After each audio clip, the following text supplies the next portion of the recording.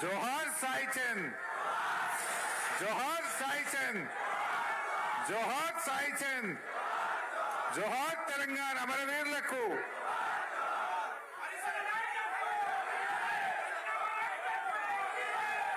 సభాధ్యక్షత వహిస్తున్న సోదరిమణి సాయి చంద్ సతీమణి రజనీ సాయి చంద్ గారికి, గౌరవ మాజీ మంత్రివర్యులు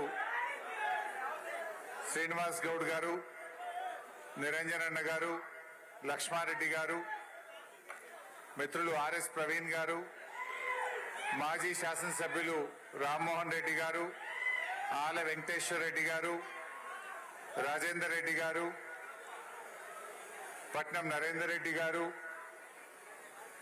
సునీత మహేందర్ రెడ్డి గారు, జైపాల్ యాదవ్ గారు, కార్పొరేషన్ చైర్మన్లు ఎరోల శ్రీనివాస్ గారు, శాసన మండలి సభ్యులు నవీన్ రెడ్డి గారు, వాలియా నాయక్ గారు, మరియు వేదిక మీద ఉన్న చాలా మంది పెద్దలు, ముఖ్యంగా సాయి చంద్ అభిమానులు, కుటుంబ సభ్యులు, మీడియా మిత్రులు, అమరచింత అక్కా చెల్లెళ్లకు, అన్నదమ్ములకు, రాష్ట్ర వ్యాప్తంగా తరలి వచ్చిన సాయి చంద్ అభిమానులకు హృదయపూర్వకంగా శిరస్సు వంచి నమస్కారం తెలియజేస్తా ఉన్నా.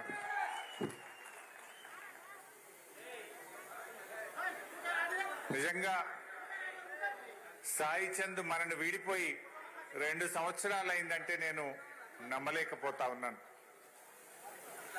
కాలం గడిచింది, సాయి జ్ఞాపకాలు నా మదిలో, మనందరి మదిలో మాత్రం ఇంకా తిరుగుతూనే ఉన్నాయి. సాయి చంద్ను మనం కొంతమంది ఒక గాయకుడిగా చూస్తారు. సాయి ఒక గాయకుడే కాదు, ఒక ఉద్యమకారుడు, తెలంగాణ ఉద్యమకారుడు, ఒక కవి, ఒక రచయిత, ఒక వాగ్గేయకారుడు, ఒక అద్భుతమైనటువంటి గాయకుడు సాయి చంద్. నిజంగా సాయి కేసీఆర్ గారికి, కోట్లాది మంది తెలంగాణ ఉద్యమకారులకు, బీఆర్ఎస్ కుటుంబ సభ్యులకులో ఒక కుటుంబ సభ్యుడిగా మారాడు సాయి చంద్. చాలా మంది సాయిని ఒక గాయకుడిగా చూడలే. ఇందాక సునీత చెప్పింది, ఇంటికి పిలిచి బట్టలు పెట్టాను అని. బట్టలు ఎవరికి పెడతాం?